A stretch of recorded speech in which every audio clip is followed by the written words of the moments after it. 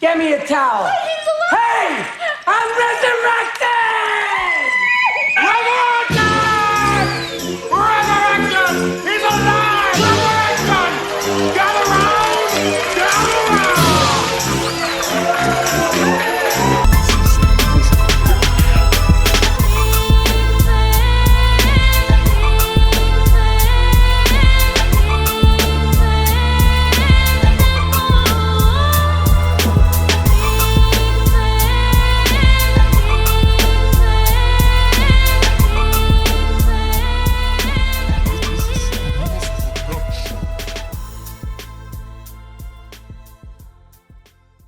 Oh, yeah.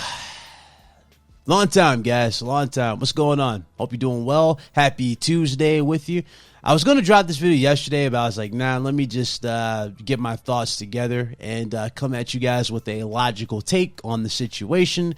Because, again, originally when I recorded this, I came across a little harsh. And I don't want to do that. I just want to be someone who's going to inform the masses of how silly a lot of you look right now. Okay, so first of all, the Game Awards was announced, or the Game Awards Game of the Year nominees were announced on Monday. Jeff Keighley told us this was going to happen on Sunday when he went live on Twitch. Shout out to Jeff Keighley. And we got the actual games in question.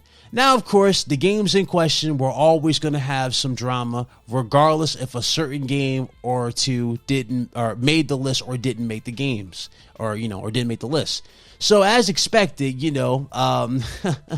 Monday didn't fail, man. A lot of people were coping. A lot of people were crying. A lot of people were screaming bias. A lot of people were having meltdowns.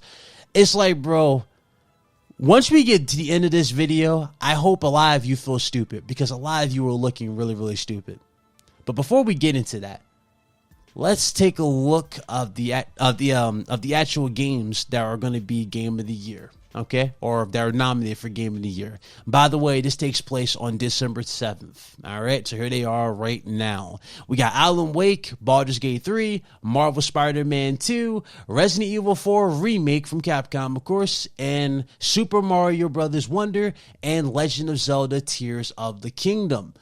Now, this is not a bad list altogether. It's not a bad list because all these games are actually well done, or they were well received. They've done very, very well. Regardless how the random NPCs would like you to believe in regards to Spider-Man 2.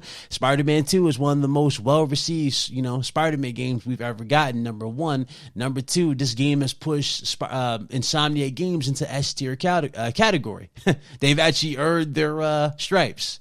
And nobody can take that away from Insomniac Games. But again, the random NPCs that want to share around 3 glitches that were posted by 3 random people and blow that out of proportion and, and haven't even played the game, but want to tell you that that's widespread issues. Now everybody's experiencing these same glitches. Yeah, these uninformed idiots will like you to believe that that is the reason why Spider-Man 2 shouldn't be nominated for Game of the Year of any particular magnitude. And ironically, these same dudes are probably behind the Starfield bandwagon and are crying because Starfield did not get nominated for Game of the Year at this award show. More on that later. You know what's funny about this whole situation in regards to Starfield?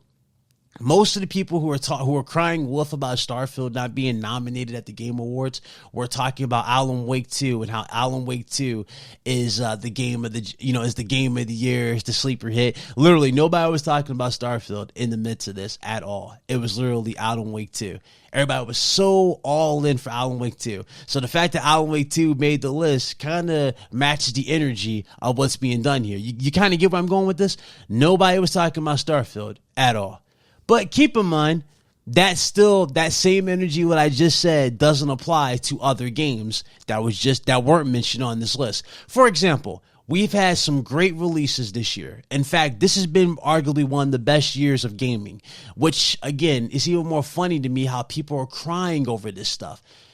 None of you should be crying about this. This has been a great year for gaming altogether. It's in many ways, it's damn near impossible to please everybody with the amount of games that released.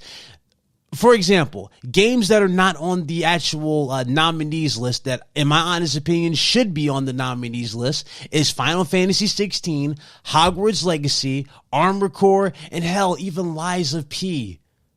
Crazy, right? Those games did not make the list. Some people might say Star Wars Jedi Survivor deserves to be on the list, or Sea of Stars. Those games are not on the list. You know why those games are not on the list? Because it's been too much. There's literally been too many releases this year. It's damn near impossible to please everybody. What you guys see is somebody's opinion of what they believe should be game of the year for a show. That's all you see. That's all. That's it. And that's going to bring me to one particular point here. If you have let's say you put 200 hours hypothetically into Starfield, or you put 80 hours into Starfield, another 100, or if you put 100 hours into Lies of P, and you guys believe those said games are your game of the year. Here's a reality check for you. That's your game of the year. You don't need an award show to tell you what your game of the year is. If you put X amount of hours into a game, if you put X amount of effort into a game, if you are putting that game among some of the best games of all time in your list, then guess what? That is your game of the year. Don't let no random knucklehead on the internet that clearly just wants to start drama or just wants to be part of some hate brigade try to take away what you believe or what you perceive as game of the year to you. Don't let that happen. That's on you. If you like a game and you want to talk about a said game and you guys want to put that game into a higher caliber and you believe it's game of the year to you, guess what? You're probably more likely not alone for that number one. Number two, that's your opinion and that's your list based on what you experience. You know what I'm saying? That's your game of the year. And guess what? That's fine, because at the end of the day, it's your game of the year. You don't need a list. You don't need no random people on the internet to like your tweets and all this stuff to add validity to what you believe and what you perceive as game of the year. At the end of the day, that comes down to you and what you experience and what you like. It is that simple. It's that simple. Here's the fun fact to the dudes that's probably going to damage control. Oh, you're just saying that because Spider-Man 2 is on the list. If Spider-Man 2 wasn't on the list, you would have said this. You wouldn't have the same energy. Guys, I have not cared about the Game Awards in terms of who wins for a long, long time. I go for the show. I go with the show because it's a celebration of gaming. That is it. We usually get good announcements and reveals here. That is all. I could care less what game wins because at the end of the day, it doesn't affect me. Certain games that not being on the list doesn't affect me at all. And it never has, and it never will. If Spider-Man 2 wasn't on this, I wouldn't have given two shits about the situation. And here's a fun fact. One particular game that I can throw on this list right now that I believe should be on here, but I knew why it wasn't going to be here, and I told you guys about this before, was Hogwarts Legacy. Hogwarts Legacy never had a chance of winning Game of the Year. You know why? Because it didn't matter how well Portkey Games did for that game in terms of the flying, in terms of the spells, in terms of the story, all that stuff, all the content. It didn't matter how well Portkey Games did Hogwarts Legacy. That game was always doomed from the start from ever getting close to Game of the Year because of J.K. Rowling. J.K. Rowling is the reason why that game is not mentioned. It all came down to politics on why that game was not mentioned. But you know what's funny about that? I already saw that coming a mile away. I already knew it was happening. Final Fantasy 16 not being on the list. Again, do you guys really need, a Game Awards show to validate what you guys think of that game? No, you don't. This right here comes down to the petty console war and everybody trying to use that as some ammunition to argue with one another over dumb stuff. I don't care about this, man. I care about good games. And guess what? 2023 delivered on some great games. In fact, it has delivered some of the best competition that we've seen for a Game of the Year category that we've had in a very, very long time. And you know what's funny about this? I want this to be a constant thing, this constant type of energy. This constant type of, this competition. We need that every year because we were spoiled this year with great games. Okay? This needs to be happening. This needs to be a constant. This needs to be something that we all get behind and talk about. This needs to be a constant in terms of standards. And I really wish people would use this energy that they're just throwing away, arguing over some random nominees at an award show instead of talking about the stuff that should be talked about, such as, game prices, or not game price, but just, online prices going up with PlayStation or handhelds. All this stuff, you know what I mean? Nobody's talking about the stuff that people or nobody's talking about the stuff that's clearly a problem, but they want to talk about the minuscule stuff. All the minuscule stuff gets blown out of proportion, but all the bad stuff that's literally in your face, insulting your intelligence and your rights as a consumer, you flat out just support and damage control and have a convenient excuse for. At the end of the day, I don't care about any award show. I don't need an award show to tell me or validate what I perceive as good or bad or game of the year in this particular situation. At the end of the day, you have to play a game yourself. And if the game matches your type of vibe and it's your game of the year, it's your game of the year. It's that simple. But there is one lesson that needs to be learned with this. And I think a lot of Xbox dudes need to do this as well, because I called this months ago and I had dudes disrespect me it was ridiculous. Dudes tried it. But like I said, stop counting your chickens before they hatch. Wait for the damn game to release, and then you put it on the pedestal. Stop acting like X amount of games are going to do this, that, and the third. Stop acting like every single game is going to reach the consumer because you have a certain vendetta or you have a certain feeling towards the game. If you're a fan of Bethesda games, okay, that's you. It's going to do wonders for you. That doesn't mean it's going to do wonders for a casual who is unfamiliar with Bethesda-like games. Stop putting these ridiculous multipliers on every single game that releases. Stop this. And this can be said about PlayStation dudes. This can be said about Nintendo dudes. This can be said about any platform. Stop putting unnecessary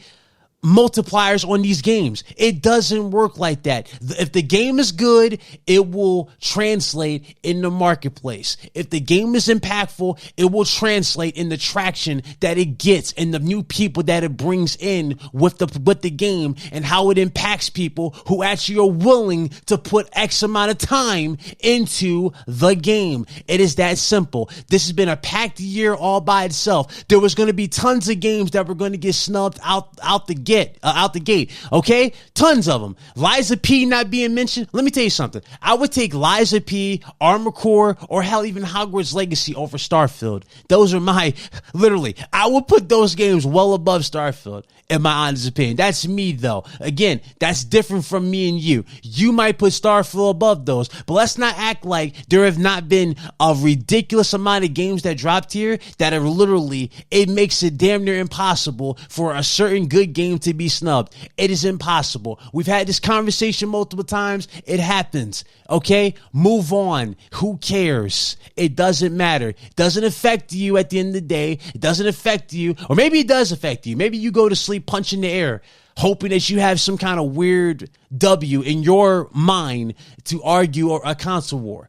But it wouldn't matter. It wouldn't affect the PlayStation guy. It wouldn't affect the Nintendo guy. It wouldn't affect any of these guys. At the end of the day, it comes down to your preference. If you like a game and it's your game of the year, it's your game of the year. You shouldn't rely on a Game Awards show to validate or add validity to what you think or what you perceive as game of the year. It's chicken shit at the end of the day for me when I see this.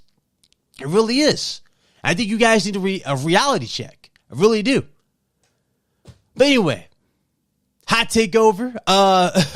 There's my thoughts on the whole situation. Again, looking forward to the Game Awards. I'm going to be watching it. I don't know about you guys, but I'm going to be watching the Game Awards, looking for world premieres and enjoying some gaming. What about you? Let me know in the comment section below. And to those of you that want to continue to act stupid and act weird, I mean, God forbid you say anything that goes against the grain, whether it be PlayStation, Xbox. Even if you're a PlayStation or Xbox dude, you have some of the weirdest the weirdest comments of all time. But anyway, I'll leave that for you in the comment section. I'm not even going to touch that or get into that. I'm just going to get right and I'm just going to go straight forward and move on. It's that simple. Let me know what you think in the comment section below. Are you guys excited for the Game Awards? See you guys there.